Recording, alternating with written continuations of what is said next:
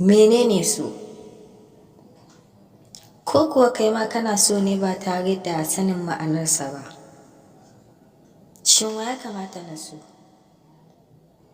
Ko kuwa dai kai ma kana canki ne, ma'ana in ci nan ko in ci nan? Shin ya ake so? Ta ya ake samun so? Ya ake gudanar da su? Ya ake kula da su? Na san wasu za su ce mene a cikin su ma wanda ba a sani ba. Haka ne. Kusan so kowa ya san shi. In fact, so ya zama ruwan dare a wannan zamanin. Ma'ana ƙaramin yaro ma za ka ga yana so, wancan yana so, waccan tana so. But kun san me? Idan ku kalli wannan shirin, insha Allah za ku tabbatar da cewa ba ku san so ba.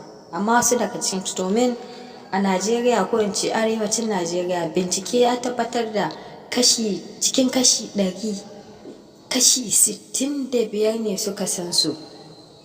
Sauran kasan kuma ba su san so ba, ma'ana ba su iya so ba. Assalamu alaikum wa rahmatullahi wa barakatuhu. Barkan kowa da wani da fatan kowa na cikin ƙoshin lafiya. Sirrin so sabon shiri ne insha Allah da zai dinga zo muku kai tsaye daga tashar mu ta YouTube channel mai suna MYG Multimedia. Insha Allah wannan shirin zai faɗakar da ku, zai nishaɗantar da ku, zai wa'azantar da ku, kana zai wayar da ku. Insha Allah.